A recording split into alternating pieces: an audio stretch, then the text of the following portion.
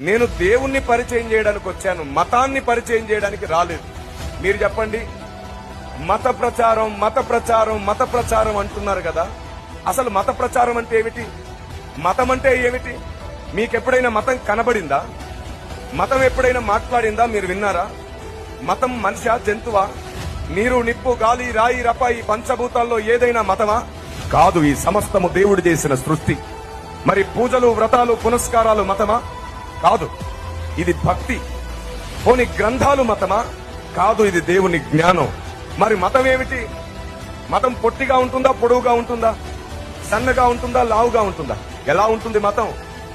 ఎవరైనా చూశారా మతాన్ని? లేదు. మరి మతం మారినట్టు ఎలా కనబడుతుంది? దేవుణ్ణి నమ్ముకున్నాం కాబట్టి, దేవుణ్ణి నమ్ముతున్నాం కాబట్టి ఏం మారుతుందంటున్నారు? మతం మారుతుంది. నేను మిమ్మల్ని సూటిగా ఓ ప్రశ్న అడుగుతాను. దేవుడు అనేవానికి మతం ఉంటుందా? దేవునికి కులం ఉంటుందా? దేవునికి రంగు తారతమ్య భేదం ఉంటుందా? మరి దేవునికి మతం లేనప్పుడు, దేవునికి కులం లేనప్పుడు, దేవునికి రంగు తారతమ్య భేదం లేనప్పుడు నేను దేవుణ్ణి నమ్మితే నా మతం ఎలా మారిందో మీరు చెప్పండి. నేను దేవుణ్ణి నమ్మితే నా కులం ఎలా మారుతుందో మీరు చెప్పండి. ఇది కేవలం అధికార దాహముతో చేస్తున్న కొన్ని రాజకీయ కుట్రలతో మనం పుట్టక ముందు నుండి పుట్టినటువంటి ప్రచారం.